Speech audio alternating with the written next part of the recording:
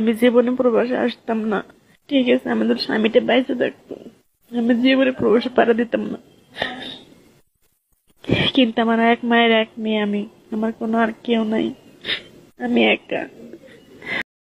একদম বুকে হাত দিয়ে বলতেছে, আমার এমন একটা বন্ধু দরকার যার সাথে আমি সবসময় কথা বলতে পারবো, আড্ডা দিতে পারবো। যদি এমন কেউ থেকে থাকো নাম্বারটা ওঠাই কল দাও। যদি এমন কেউ থেকে থাকো নাম্বারটা একদম বুকে হাত দিয়ে বলতেছে, আমার এমন একটা বন্ধু দরকার যার সাথে আমি সবসময় কথা বলতে পারবো, আড্ডা দিতে পারবো। যদি এমন কেউ থেকে থাকো নাম্বারটা ওঠাই কল দাও। যদি এমন কেউ থেকে থাকো নাম্বারটা একদম বুকে হাত দিয়ে বলতেছে, আমার এমন একটা বন্ধু দরকার যার সাথে আমি সবসময় কথা বলতে পারবো, আড্ডা দিতে পারবো। যদি এমন কেউ থেকে থাকো নাম্বারটা ওঠাই কল দাও। যদি এমন কেউ থেকে থাকো নাম্বারটা নিন ধরুন।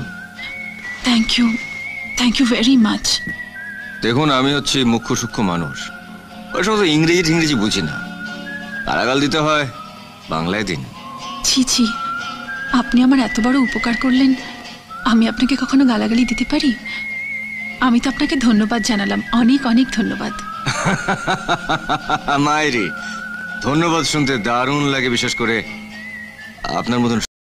তো আমার এই ভিডিওটা যে এখন দেখছো, তো তোমাকে বলছি তুমি আমার ভিডিওতে একটা লাইক কমেন্ট করে যাও, তাহলে আমিও তোমার ভিডিওতে লাইক কমেন্ট করতে সুবিধা হবে। বিশ্বাস না হয় লাইক কমেন্ট করে দাও, আমিও